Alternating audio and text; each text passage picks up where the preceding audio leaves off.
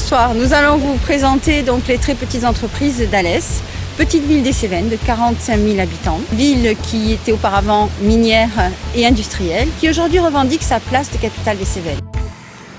Bonjour, je m'appelle Yannick Granier, je suis le propriétaire du riche restaurant-hôtel depuis janvier 2014. Je suis issu d'une formation purement hôtelière et classique en lycée hôtelier. Né à Paris, j'ai des origines dans la région, en Cévennes profonde, et plus particulièrement sur Anduze. Alors le restaurant n'a pas d'étoiles, puisque les restaurants ne sont pas étoilés, sauf s'ils sont étoilés Michelin, donc nous on n'est pas étoilé Michelin et surtout on ne veut pas l'être. Et l'hôtel est un hôtel 2 étoiles. On a un décalage entre l'hôtel et le restaurant. Alors je viens d'un parcours purement hôtelier, où j'ai passé 19 ans à travailler pour des grands groupes hôteliers. D'accord. 15 ans chez Accor entre autres, et 4 ans dans 2 autres groupes différents. Et l'idée de racheter un établissement et de devenir mon patron est venue due à mon âge et à la difficulté de retrouver un emploi suite à un licenciement économique, où le dernier groupe pour lequel j'ai travaillé a été placé en liquidation judiciaire. D'accord. Donc aujourd'hui vous avez 9 salariés. Oui. 9 salariés donc. Donc vous faites partie des très petites entreprises aujourd'hui en France qui représentent 92% du paysage économique français. Par rapport aux autres établissements que vous pouvez avoir vus ou avoir côtoyés, en tant que dirigeant aujourd'hui, que diriez-vous de la difficulté d'être entrepreneur dans ce métier-là ? Alors, la difficulté d'être entrepreneur, elle est liée à deux catégories bien différentes. Elle est liée au fait d'être entrepreneur dans notre métier avec les difficultés du métier actuel, c'est-à-dire un comportement de la clientèle qui change et tend effectivement aujourd'hui à être de moins en moins prévisible. Oui. Donc il est très difficile d'organiser un planning, de gérer des matières premières et des choses comme ça. Les gens réservent de moins en moins. S'y prennent à la dernière minute et les écarts d'activité peuvent être très conséquents, voire importants, sans raison apparente. Sur des jours où normalement il devrait y avoir du monde, il n'y en a pas, et sur des jours où ça devrait être très calme, vous pouvez vous retrouver avec une salle comble. Donc la difficulté de gestion, elle est là.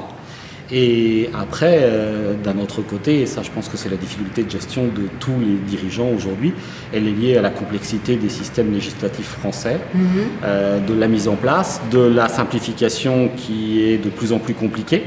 Oui. On a aujourd'hui, comme je l'ai dit tout à l'heure, j'ai 49 ans, je ne suis donc pas si vieux que ça. Quand j'ai commencé à travailler, les fiches de paye, elles faisaient 5 lignes. Oui. Aujourd'hui, je sors des fiches de paye à mes salariés qui font quasiment 2 pages. Oui. Sur une très petite entreprise, pour des raisons économiques, je gère les payes moi-même avec un logiciel. Donc ça devient à un moment donné très très difficile de gérer toute cette administration, toute cette lourdeur derrière et toutes ces lois qui s'empilent les unes sur les autres. Oui, justement. Donc, au niveau de la fameuse loi Macron, comment vous vous positionnez par rapport à ça ? Sur l'idée, je suis pour, on ne peut applaudir que des dommages. Je veux dire, quelqu'un qui dit enfin on va simplifier les choses, on va réduire le coût du travail, c'est aujourd'hui ce qui peut nous permettre à nous, petites entreprises et très petites entreprises, de nous en sortir, d'être un peu plus sur le terrain et de faire notre vrai métier d'hôtelier-restaurateur et pas d'être obligé de passer 10 heures par jour à éplucher des textes de loi, des papiers et à passer du temps au téléphone avec nos conseils, parce que même une très petite entreprise aujourd'hui est obligée d'avoir des conseils, ce qui lui coûte très cher. On a des conseillers juridiques et des experts comptables qui nous soutiennent et qui nous aident tous les jours, mais ça a un coût. Oui. Et dans une très petite entreprise, c'est pas forcément, c'est pas des coûts anodins. Pas forcément évident. C'est pas des coûts anodins.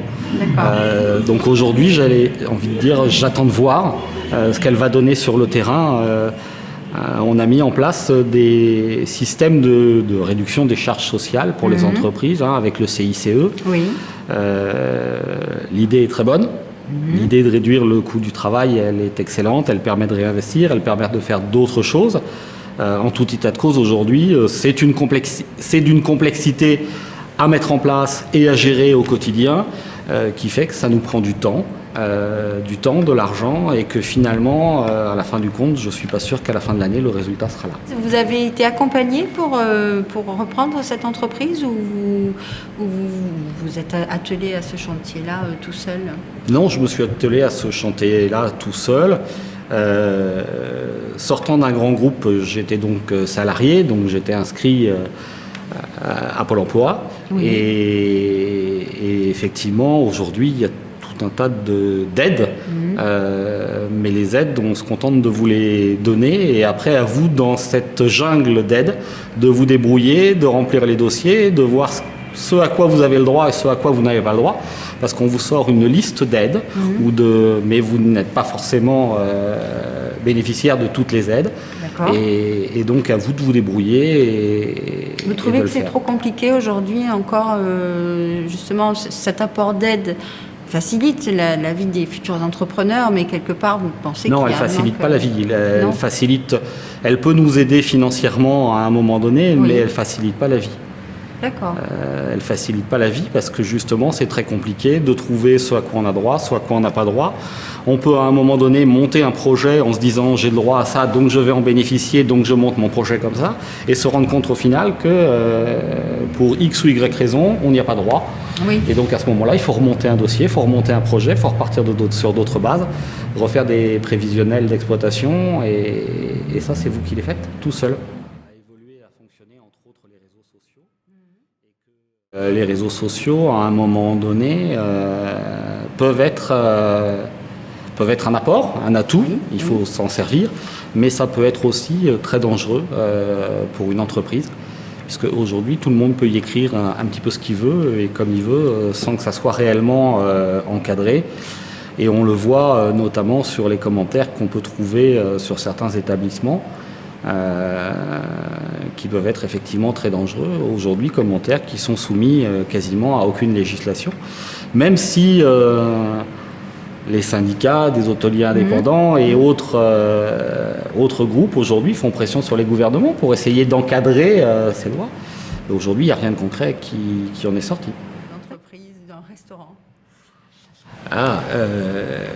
Je trouve ça très intéressant que les gens se découvrent des talents de cuisinier. Je trouve passionnant qu'aujourd'hui on puisse en faire un certain nombre d'émissions et donc ça apporte des idées. On est un métier qui évolue et qui est là pour s'enrichir tous les jours. La cuisine n'est pas quelque chose de statique. Elle a des bases qui, elles, sont bien figées et sont bien ancrées, mais c'est un métier qui évolue aujourd'hui de plus en plus. Les grands chefs étoilés sont là d'ailleurs pour le faire évoluer, et généralement dans nos cuisines plus ou moins gastronomiques on s'inspire de ce qu'ils font, de leur savoir et de leur évolution. Après, je pense que ça reste un métier qui est, lui, à l'inverse, pas suffisamment encadré par la législation. C'est-à-dire qu'aujourd'hui tout le monde peut s'installer, devenir hôtelier, restaurateur, restaurateur indépendant, cuisinier. Ça me paraît être dangereux pour la pérennité des entreprises. D'accord. Est-ce que c'est quelque chose, par exemple, que vous proposeriez, vous, d'accueillir un public de novices qui souhaiteraient, pourquoi pas, échanger avec vos équipes sur devenir professionnel? Oh oui, sans problème. Oui, de toute façon, alors, j'ai un avis qui peut vous paraître controversé. Je pense que l'apprentissage dans notre métier est le meilleur moyen d'apprendre, de progresser et d'évoluer. Somme toute, à l'heure actuelle, je ne prends pas d'apprenti dans mon établissement pour plusieurs raisons, dont la raison principale est la législation qui encadre les apprentis aujourd'hui. Et entre autres, les problématiques d'horaire de travail du dimanche et ce genre de choses. Donc on est déjà un métier où il est déjà particulièrement difficile d'essayer d'être dans le cadre légal du temps du travail. Aujourd'hui, tant que la législation n'évoluera pas là-dessus, je ne veux pas avoir d'apprentis dans mon établissement. Mais je pense que c'est dommage parce que c'est aujourd'hui le meilleur moyen de former les gens et d'apprendre ce métier et de les mettre en réalité avec les avantages mais aussi avec les difficultés de ce métier, et donc d'éviter, comme on peut le rencontrer aujourd'hui, d'avoir à peu près 90% de pertes entre les gens qui décident à un moment donné de faire de l'hôtellerie-restauration et qui, au bout de quelques années, cherchent à en sortir et à s'en sauver rapidement à cause des contraintes du métier, qui sont le travail en décalage, le travail les jours fériés, les horaires. D'accord. Et alors vous qui avez connu les deux côtés, justement, les groupes, et aujourd'hui en tant qu'indépendant, pour vous, quels sont les avantages et quels sont les inconvénients d'être indépendant aujourd'hui? Alors, les avantages d'être indépendant, c'est que vous êtes avant tout décideur de ce qui se passe dans votre entreprise, vous êtes votre propre patron, vous assumez vos responsabilités et aussi bien vos bonnes idées que les mauvaises, vous devez les subir et les supporter. Donc ça, c'est le gros avantage et, à mon sens, aujourd'hui, l'unique avantage d'être son propre patron. D'accord, d'accord. Après, je pense que les difficultés de la société, les difficultés de la législation, les difficultés des financements qu'on rencontre aujourd'hui font que il est beaucoup plus confortable aujourd'hui de travailler avec un groupe que d'être en indépendant, qui a une force derrière, qui a une force commerciale, qui a une force financière, qui a des services dédiés à un certain nombre de choses, que de se retrouver tout seul dans cette jungle.